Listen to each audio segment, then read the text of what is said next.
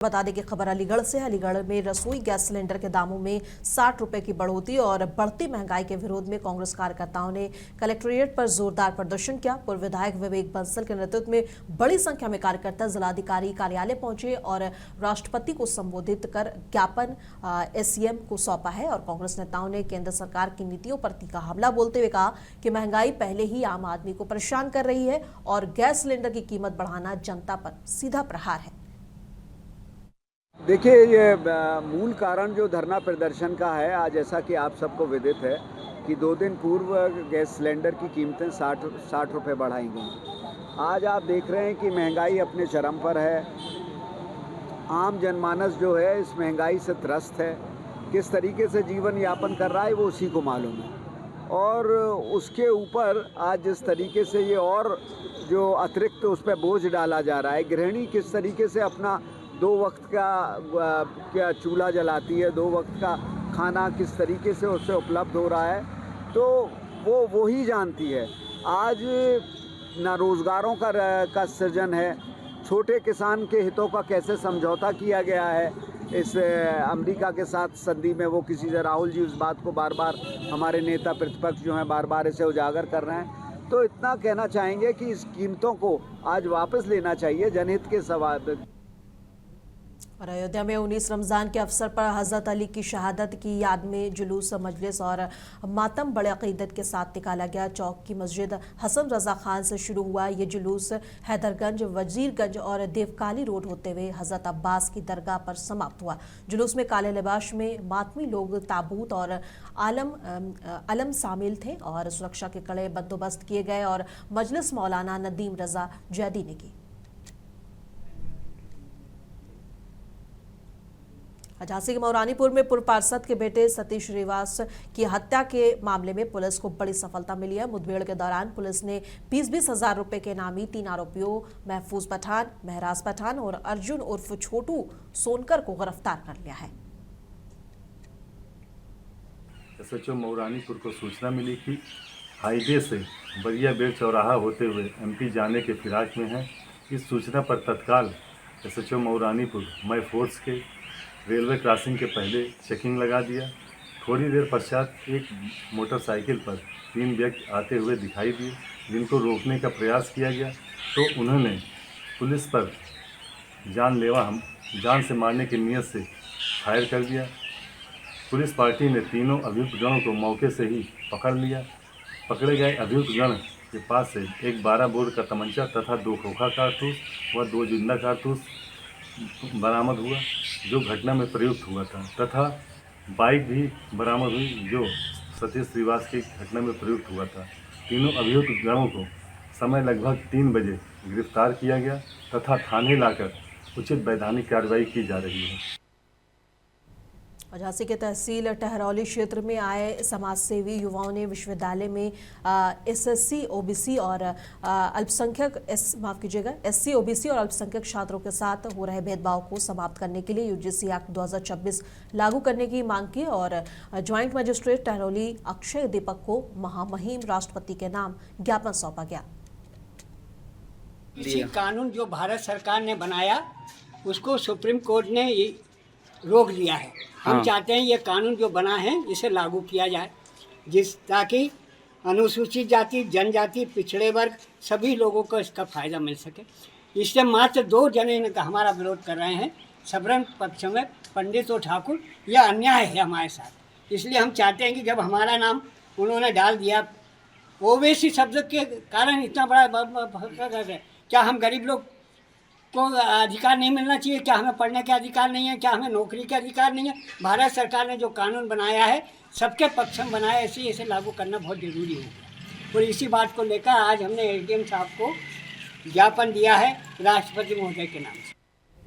और बरेली के बहेड़ी मोहल्ला आज़ाद नगर में प्रवीण कुमार सक्सेना की बेटी श्रद्धा की शादी के दौरान मां रजनी अचानक बीमार पड़ गई और उनकी मौत हो गई। शादी के बाद महाराजगंज से आई थी और पूरे परिवार और मेहमान गहरे सदमे में थे। भारी दिल से परिवार ने शादी की रस्में पूरी की, जबकि मां का अंतिम संस्कार बाद में किया गया। ये दर्दनाक घटना वहां मौजूद सभी लोगों के लिए बेहद भावुक कर देने वाला रहा।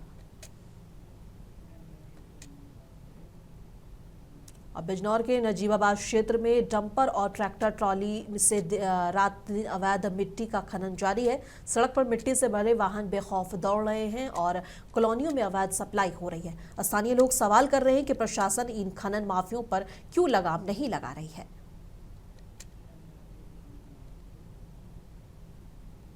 और कासगंज जनपद में मार्च के महीने में बेमौसम घना कोहरा छा गया है और विजिबिलिटी काफी कम होने के कारण वाहन चालक लाइट जलाकर धीमी रफ्तार से चल रहे हैं। ठंड बढ़ गई है और तापमान में गिरावट महसूस की जा रही है। मौसम विदाई के मोड़ पर है, लेकिन फिर भी मौसम का चिताया जा रहा है कि घना कोहरा गेहूं की फसल को भी नुकसान पहुंचा सकता है।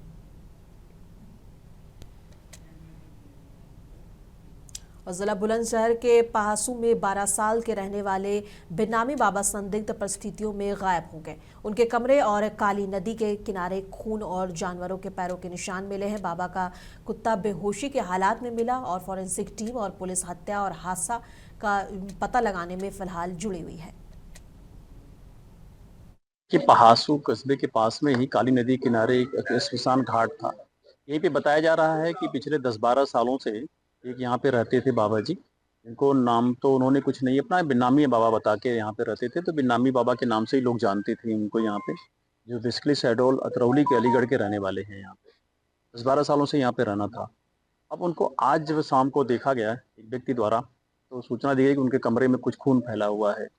पुलिस भी आई वहाँ पे, अभी फील्ड यूनिट भी आई है, इन चीज़ों को देखा जा रहा है। तो कमरे में जहाँ पर वो रहते थे उसका गेट तो बिल्कुल उस वक्त लग रहा है घटना के समय खुला ही था जब भी कोई बात रही होगी, क्योंकि वो अंदर से सिटकनी बंद हो गई तो गेट को फिर तोड़ना पड़ता, ऐसा है नहीं, वो देखने से लग रहा है।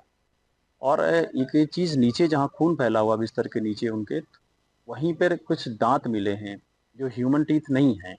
अभी हमने पशु चिकित्सक भी आए हैं, उन्होंने भी देखा, वो जानवरों के ही दांत हैं। अब उसको देखना हो सकता है कि किस तरह के जानवर के दांत हो सकते हैं वहाँ पे। लखीमपुर खीरी के थाना मैगलगंज क्षेत्र में पुलिस और स्वाट टीम ने 50,000 रुपए के इनामी आरोपी योगेश उर्फ नन्हे को औरंगाबाद चौराहे के पास से गिरफ्तार कर लिया। आरोपी पर अब अपनी 58 वर्षीय माँ उर्मिला देवी को गला दबाकर हत्या और शव को पंखे से लटकाने और छिपाने का आरोप है। फरार चल रहे आरोपी का पुराना आपराधिक रिकॉर्ड है। पुलिस ने अभियुक्त को न्यायालय में पेश कर विधिक कार्रवाई पूरी की। अयोध्या के बहु बेगम मकबरा का आज नवनियुक्त एजेंट जफरुल हसन ने निरीक्षण किया। उन्होंने कहा कि मकबरे में सफाई और कई अन्य खामियां हैं जिन्हें सुधारने की आवश्यकता है। एजेंट ने जिम्मेदारी निभाने और जल्द काम शुरू करने का भरोसा दिलाया और निरीक्षण के दौरान मौलाना जफर अब्बास, कुम्मी दानिश हुसैन और पुरातत्व विभाग के कर्मचारी मौजूद थे। उन्होंने बताया कि मकबरे की कमियां 100 से अधिक हैं और जल्द सुधार किया जाएगा।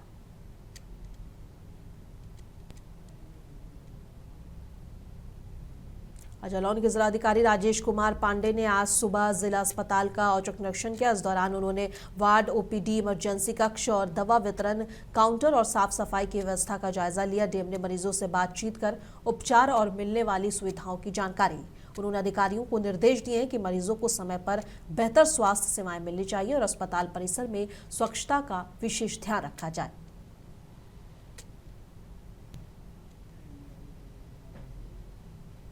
जालौन के उरई कोतवाली क्षेत्र में नया पटेल नगर में एक युवक को स्कॉर्पियो से कुचलने की कोशिश का सनसनीखेज मामला सामने आया है। बताया जा रहा है कि विवाद के दौरान आरोपी ने तेज रफ्तार गाड़ी संदीप बिश्नोई की ओर बढ़ा दी, जिससे वो घायल हो गया और पूरी घटना पास में लगे सीसीटीवी कैमरे में कैद हो गई।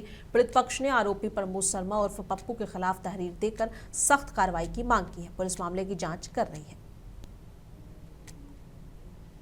पचपेड़वा थाना क्षेत्र में हुई चोरी की घटनाओं का पुलिस ने सफलतापूर्ण अनावरण कर लिया है। पुलिस ने अंतर रजनपदीय और 2 शातिर चोरों को गिरफ्तार कर उनके कब्जे से चोरी की 6 मोटरसाइकिल, 22 प्लास्टिक कुर्सियां, 1 गैस सिलेंडर और 4 रुपए नकद बरामद किए हैं। पुलिस आरोपी ने पूछताछ कर आगे की कार्रवाई में जुटी है।